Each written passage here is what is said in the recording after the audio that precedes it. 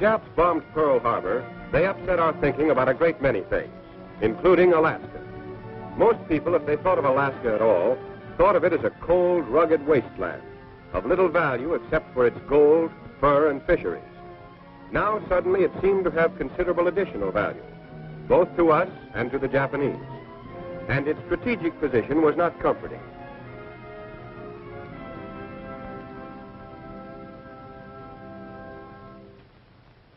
From Alaska, the Aleutian Islands stretched out invitingly toward a shrewd and daring enemy.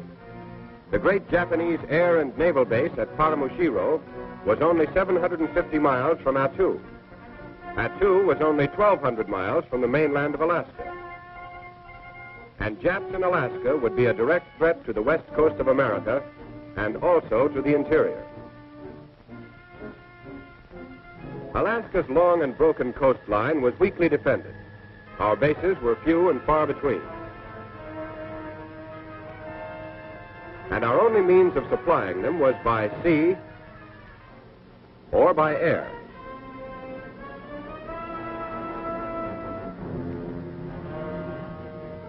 There was no overland connection across the wilderness of northwestern Canada.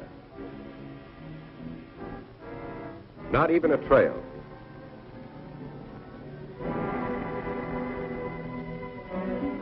If our shipping lanes could be interrupted, Alaska might fall. The situation called for immediate action.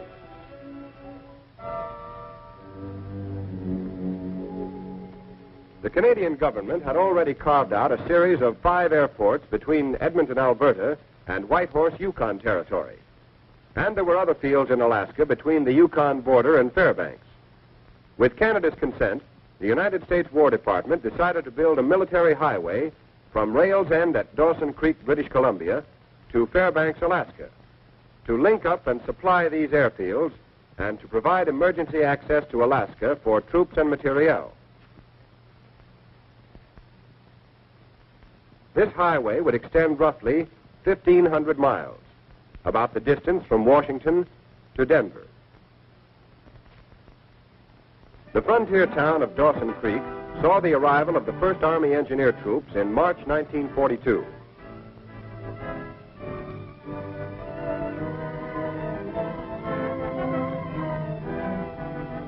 Here they set up a tent. Enlisted men were trained in the special problems of maintenance and operation of tractors in the north.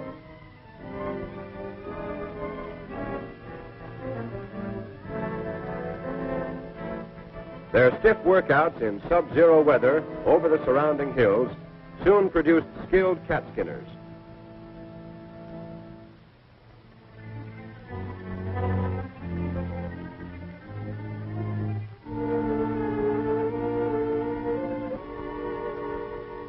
Before the arrival of additional engineer troops, these first troops moved out over a trail broken by the Canadian Department of Transport to Fort Nelson, where they established a base camp and began working northwest. Other regiments entered the Yukon through Skagway and established a base at Whitehorse. They began working both northwest and southeast.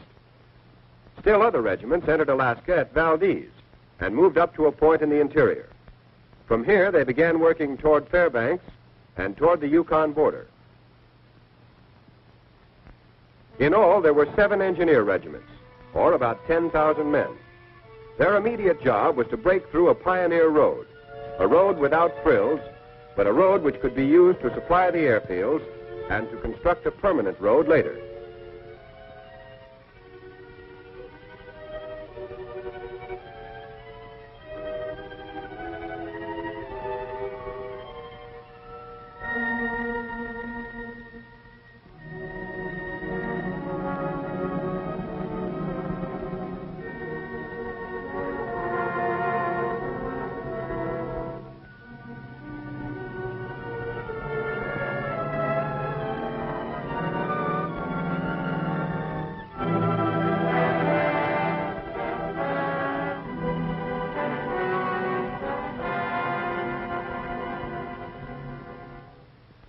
All spring and summer, the troops hacked, cut, and gouged their way through the wilderness.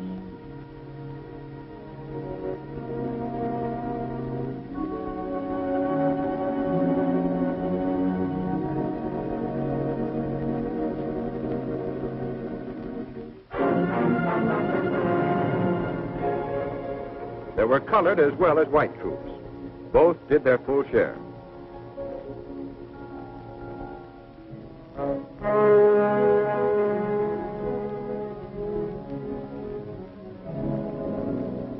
They cut around mountainsides and across valleys.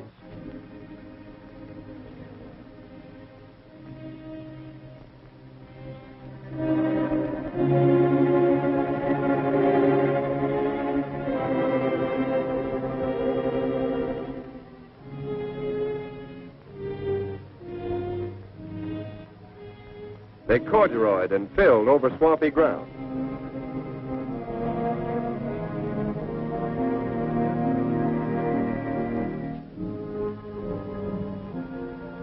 They slithered in the mud of thawing ground frost.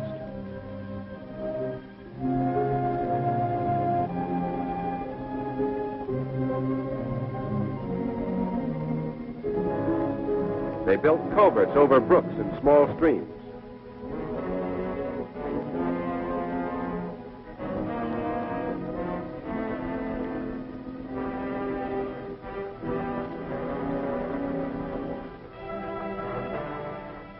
They built bridges over mountain torrents and full-fledged rivers.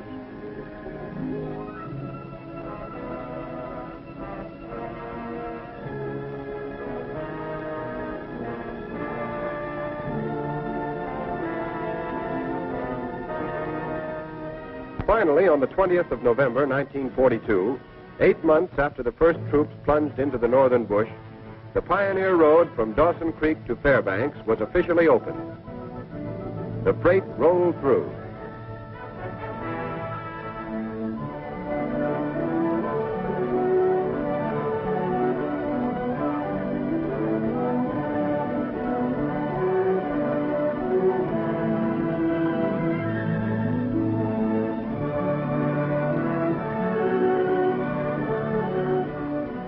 And the truck drivers were surprised to find that the road was much better than they expected.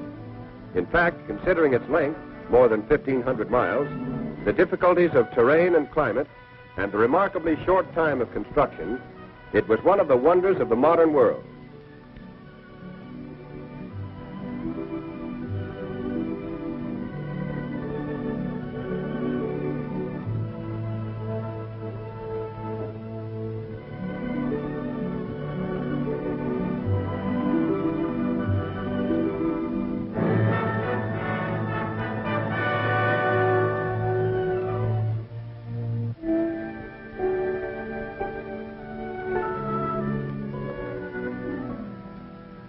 Fairbanks, the northern terminus, founded 40 years ago as a gold mining camp, was already a modern little American city in the heart of the Alaskan wilderness.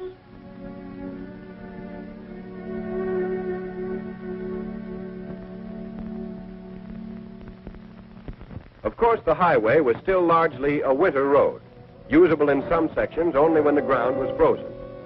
Its bridges were temporary, and many of them would be washed out by the ice and floods in the spring.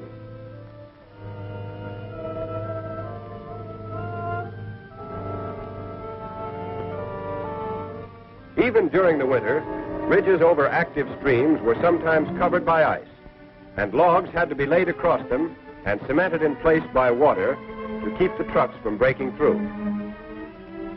And there were other hazards.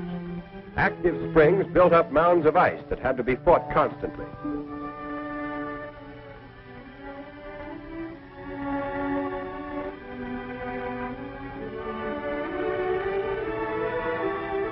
When culverts plugged up and ice mushroomed over the road, it had to be cleared, even at 40 below.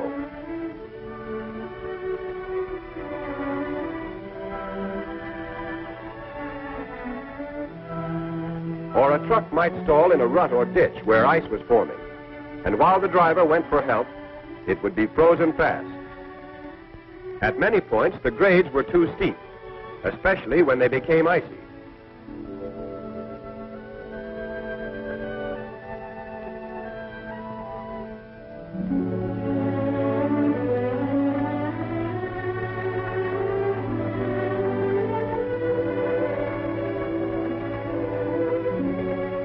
Sanding machines worked constantly, but it was impossible to keep the road safe at all times and places. Even on the best sections, if drivers relaxed for a moment, they might find themselves in a ditch.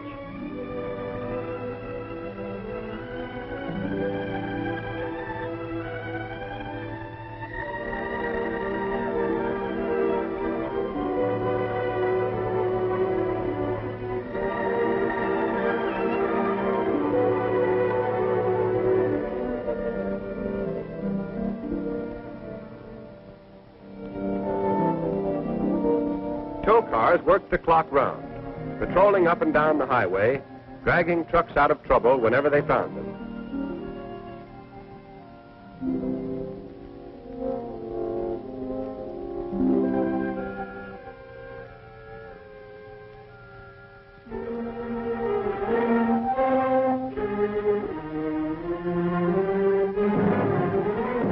Control stations established at 100-mile intervals were manned by quartermaster troops who checked over and refueled each truck as it came through.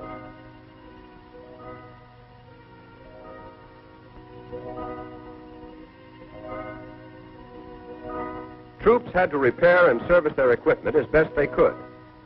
But repair facilities were badly overtaxed. Both spare parts and mechanics were scarce. Many trucks were deadlined for weeks at a time.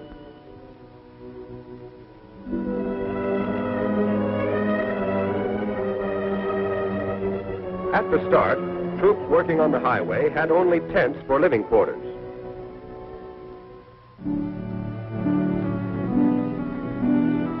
By the beginning of 1943, however, most of them were living in Quonset huts. Sometimes, for added warmth, they were banked with sawdust. They came in sections and could be erected in a few hours. Following closely behind the soldiers who built the Pioneer Road, came civilian contractors to turn it into a permanent, all-weather road. They established their own camps and repair facilities at vantage points along the route.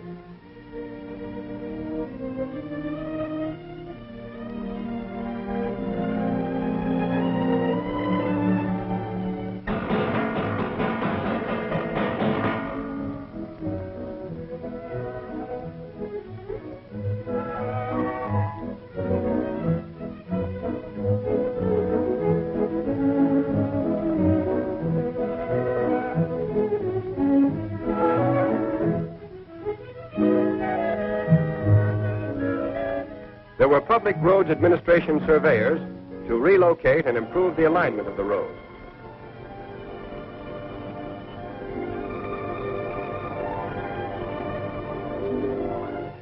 There were skilled crews with power shovels to widen the road and cut down grades.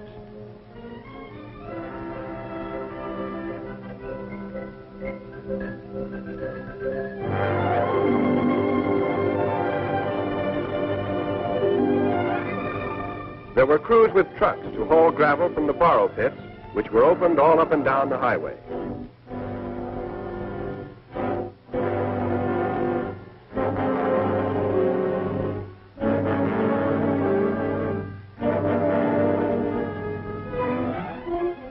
There were dirt-moving machines as well as trucks to build up the road.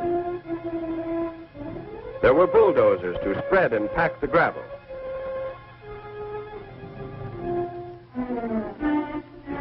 And dozers to dig drainage ditches.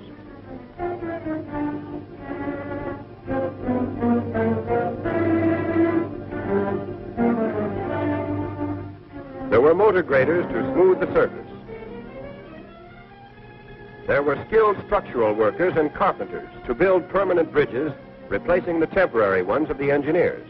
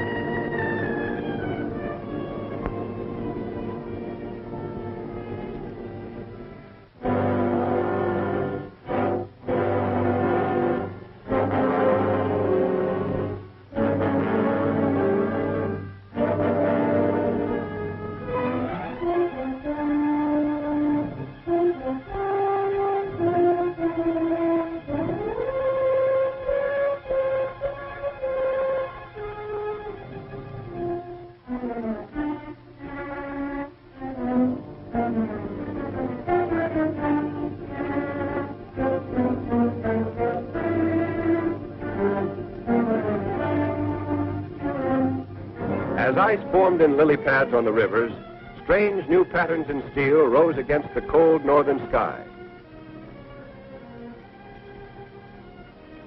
There were telephone crews to put in a line stretching the entire length of the highway.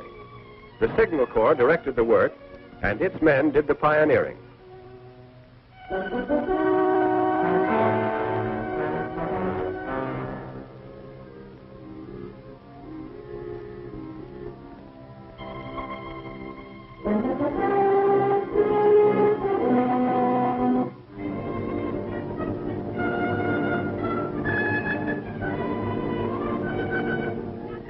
All this activity demanded a constant flow of supplies, both up the highway and by sea. The Japs, although they had been entrenched in the Aleutian since June of 1942, were unable to interfere with coastwise shipping to Alaska.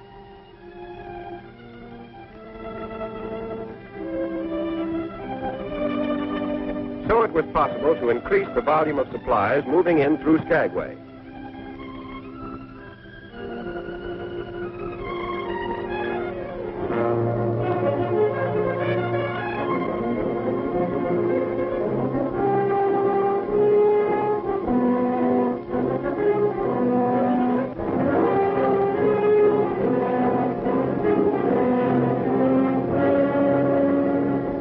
Rainy, windswept Skagway was built up as the gateway to the fabulous Klondike during the gold rush of '97 and '98, when gamblers and desperados like Soapy Smith held sway. Then it became a ghost town, surviving only as a small port and railroad terminal, attracting a few hundred tourists each summer.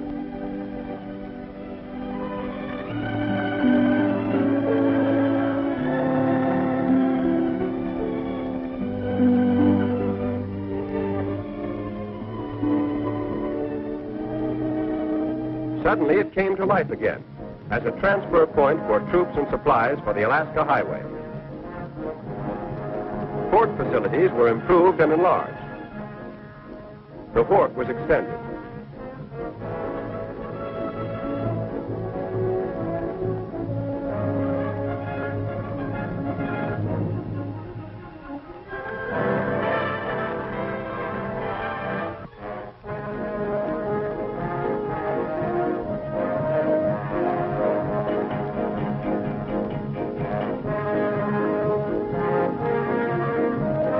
Now, freighters coming up the inside passage from Prince Rupert in British Columbia could be unloaded quickly and easily.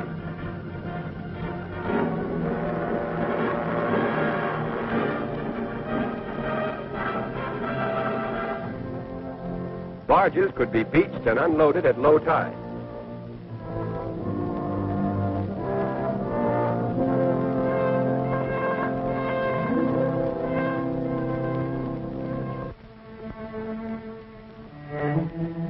From Skagway, supplies moved across the mountains on the narrow-gauge White Pass and Yukon Railway. This winding railway is one of the steepest in the world. It follows closely the famous Trail of '98, on which many a man lost his life climbing its icy ledges on his way to the Klondike. To make sure the railway would continue to operate during the emergency, the Army leased it and installed a railroad operating battalion to run it. All winter long, in spite of cold and snow and treacherous rock slides, these trainmen in uniform kept supplies and equipment rolling steadily the 110 miles into Whitehorse.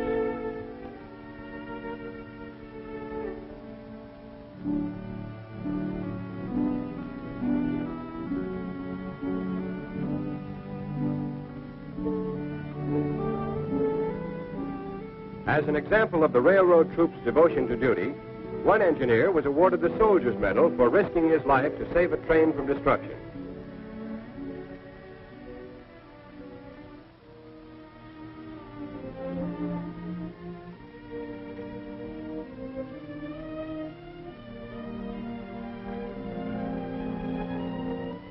Whitehorse, at the head of navigation on the Yukon River, 40 years ago in its gold rush heyday, boasted a population of 20,000 people, which later dwindled to a few hundred.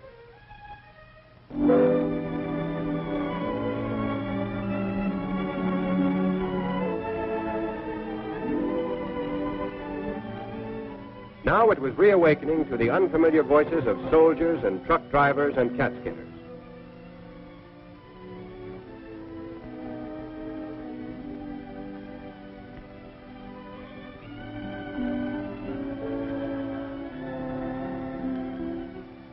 On through the spring and summer, the road building continued. By now, there were 81 contractors and about 14,000 men scattered along the highway. Crews worked in 2 shifts of sometimes 10 and sometimes 11 hours each. Specifications called for a 26-foot roadbed with 20 to 22 feet of surfacing with gravel or crushed stone.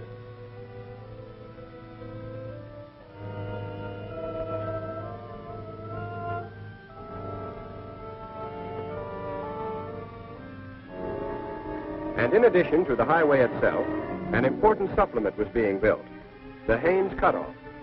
Running from Haines in the Alaska Panhandle, 160 miles north to a point on the highway 95 miles west of Whitehorse, the cutoff was designed to relieve the strain on the White Pass and Yukon Railway. It was begun in the spring of 1943, with engineer troops pioneering the road south from the Alaska Highway.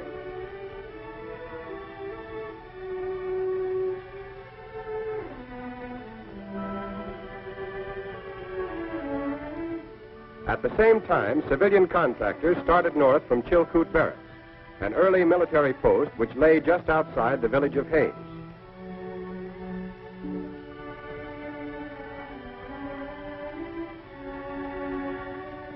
For the first 42 miles, an old motor road was improved, widened, and in places relocated.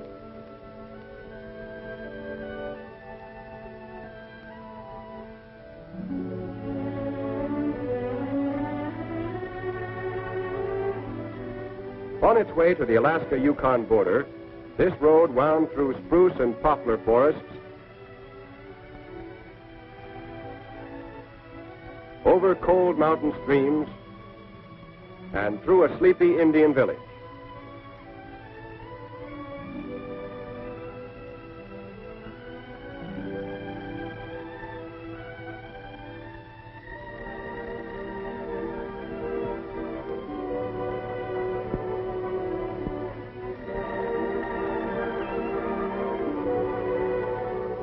From the border northward, the route followed an old pack trail. Here the contractors started from scratch, clearing timber, grading, and surfacing.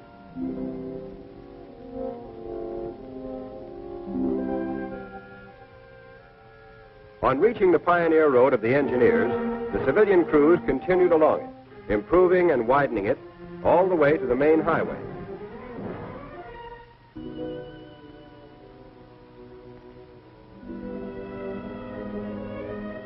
When the Haines Cutoff was finished in the fall of 1943, the Alaska Highway had an all-weather connection with Tidewater.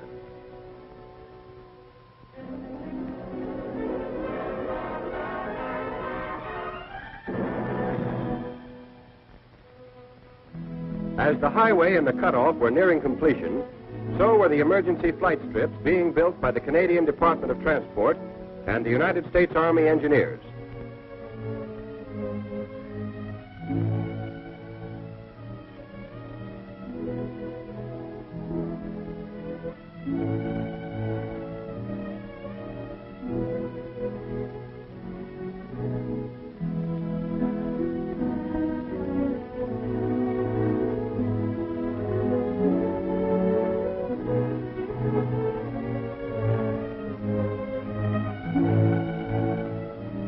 These strips were spaced between airports to provide a safe landing surface for pilots who suddenly ran into trouble.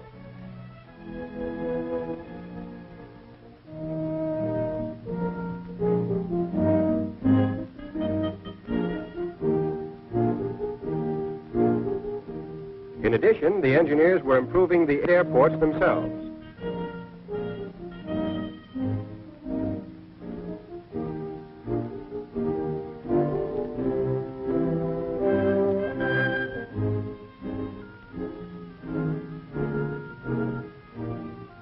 Extra hangars were built.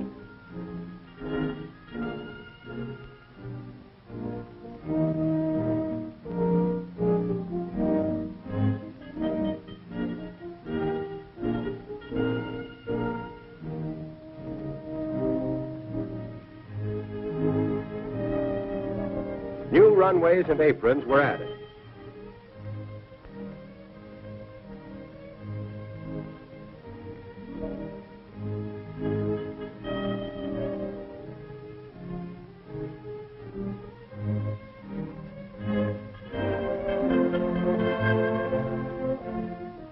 These airports were enlarged and the flight strips were built not only to speed American planes into Alaska, but also to service red-starred fighters and bombers being ferried on Lend-Lease direct to Russia.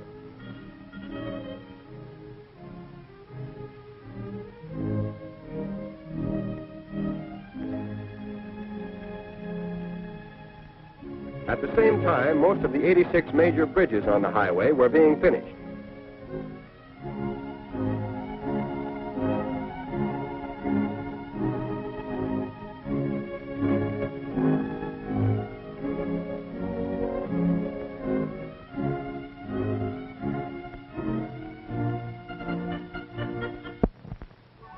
The largest of these was the Peace River Bridge, spanning one of the great rivers of the North.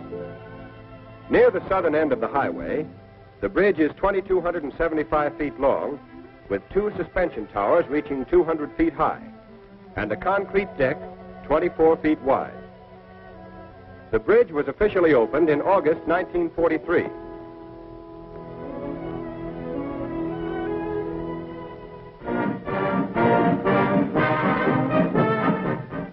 Soldiers and construction workers came from various sections of the highway.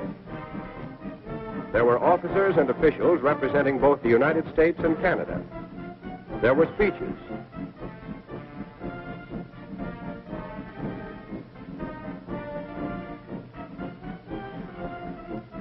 There was a ribbon to be cut.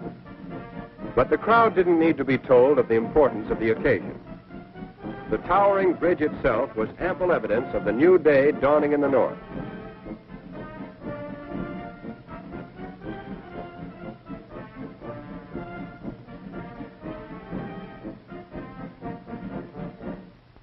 Now the lower half of the highway was finished. In all seasons, trucks from Dawson Creek could travel straight through to Whitehorse.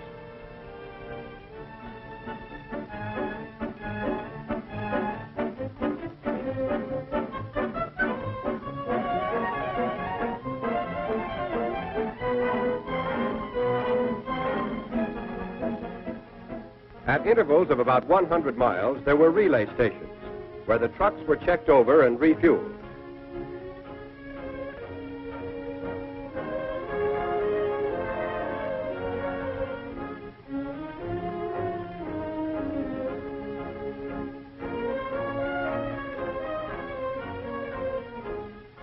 In the pioneering days, most of the fuel used on the highway was trucked from railhead at Dawson Creek or brought up the inside passage in tankers to Skagway.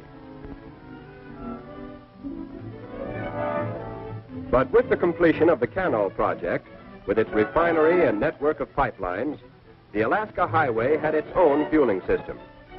Oil from Norman Wells was refined at Whitehorse, and gasoline was pumped through supplementary pipelines to all points on the highway from Watson Lake to Fairbanks.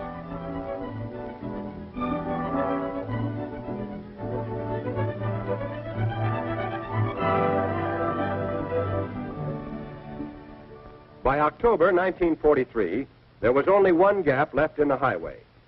It was just east of the Alaska-Yukon border. On the 13th of October, the remaining gap was only a few hundred feet. There were 2 crews working toward each other. In this section, there was permanent ground frost. That meant the ground stayed frozen all summer long, down to a depth of 50 or 60 feet. If the surface cover of moss and vegetation were disturbed, the ground would quickly thaw and become a quagmire. So the contractors used a road-building technique peculiar to the North. Rock, fill, and gravel were spilled out on the ground and carefully spread over the surface. In this way, insulation was added to that already provided by nature, and the frost was permanently locked in.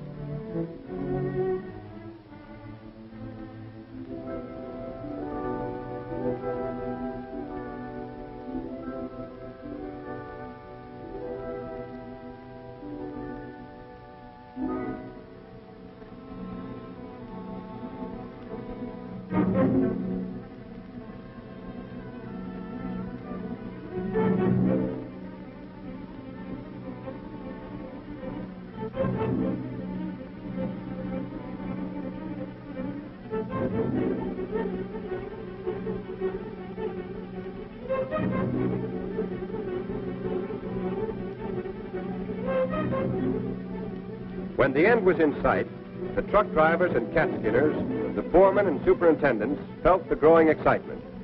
They were witnessing the climax of 20 long months of toil by 25,000 men.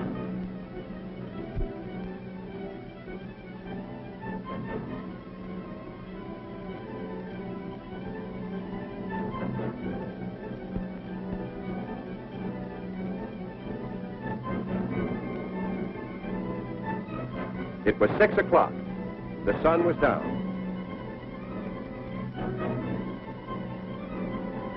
The bulldozers moved in. Their blades touched. The Alaska Highway was finished. A handshake in the gloom of an autumn evening marked the end.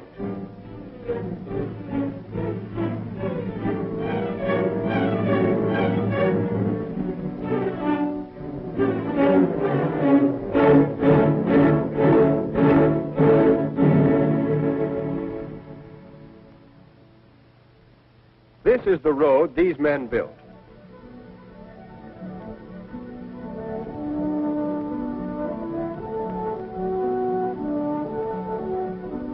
And this is a good road, as good as any graveled road in the world, better in alignment and grades than any road of comparable length on this continent.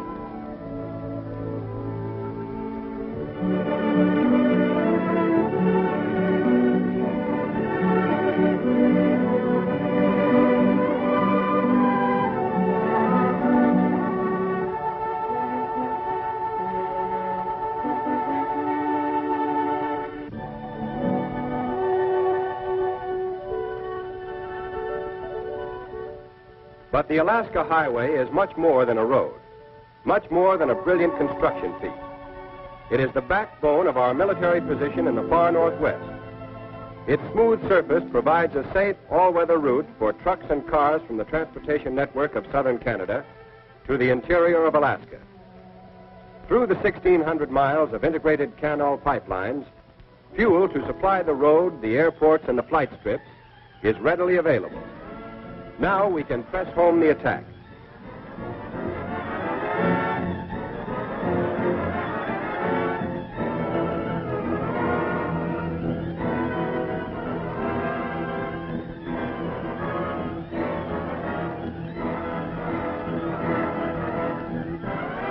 This is the road through the brooding wilderness.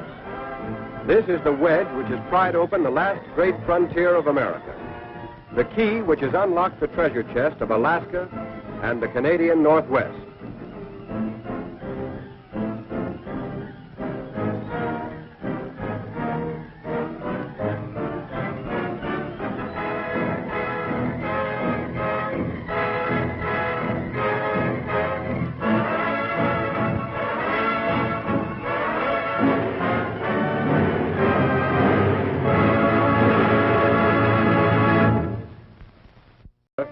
And also to the interior.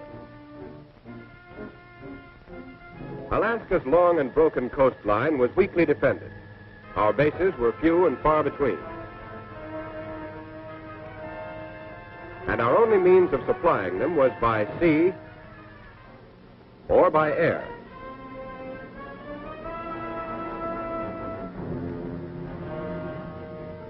There was no overland connection across the wilderness of northwestern Canada. Not even a trail.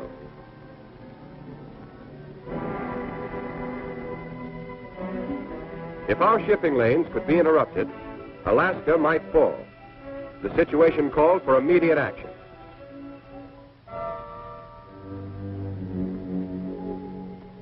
The Canadian government had already carved out a series of 5 airports between Edmonton, Alberta, and Whitehorse, Yukon Territory. And there were other fields in Alaska between the Yukon border and Fairbanks. With Canada's consent, the United States War Department decided to build a military highway from Rails End at Dawson Creek, British Columbia, to Fairbanks, Alaska, to link up and supply these airfields and to provide emergency access to Alaska for trade through the wilderness.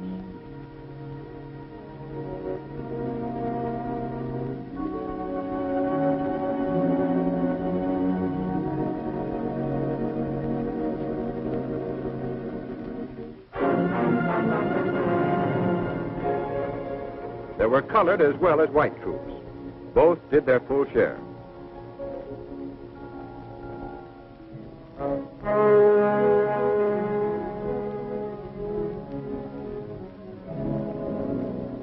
They cut around mountainsides and across valleys.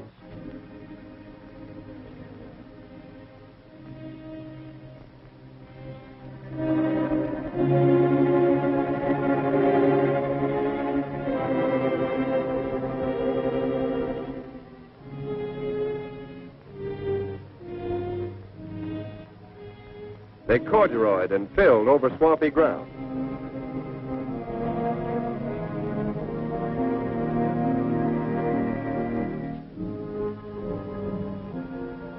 They slithered in the mud of thawing ground frost.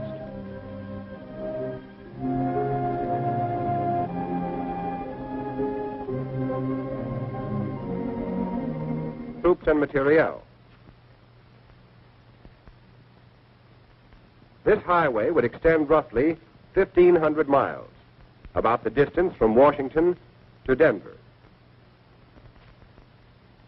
The frontier town of Dawson Creek saw the arrival of the 1st Army Engineer Troops in March 1942.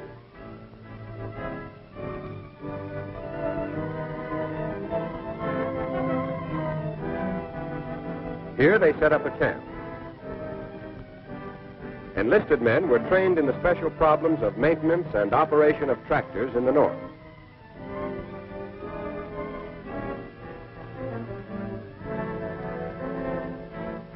Their stiff workouts in sub-zero weather over the surrounding hills soon produced skilled cat skinners.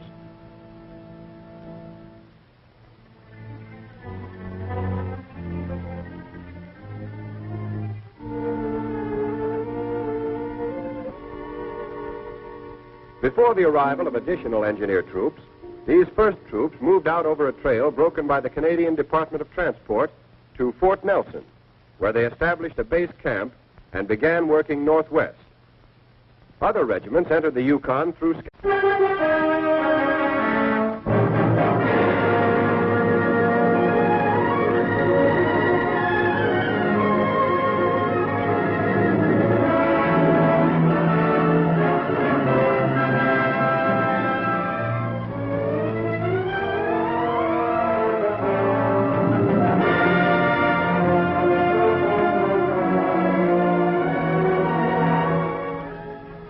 When the Japs bombed Pearl Harbor, they upset our thinking about a great many things, including Alaska. Most people, if they thought of Alaska at all, thought of it as a cold, rugged wasteland, of little value except for its gold, fur, and fisheries. Now, suddenly, it seemed to have considerable additional value, both to us and to the Japanese. And its strategic position was not comforting.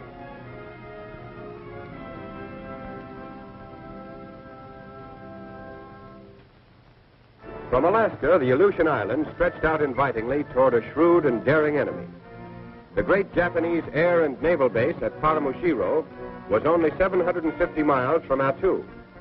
Attu was only 1,200 miles from the mainland of Alaska. And Japs in Alaska would be a direct threat to the west coast of America, Skagway, and established a base at Whitehorse. They began working both northwest and southeast. Still other regiments entered Alaska at Valdez and moved up to a point in the interior. From here, they began working toward Fairbanks and toward the Yukon border. In all, there were 7 engineer regiments, or about 10,000 men. Their immediate job was to break through a pioneer road, a road without frills, but a road which could be used to supply the airfields and to construct a permanent road later.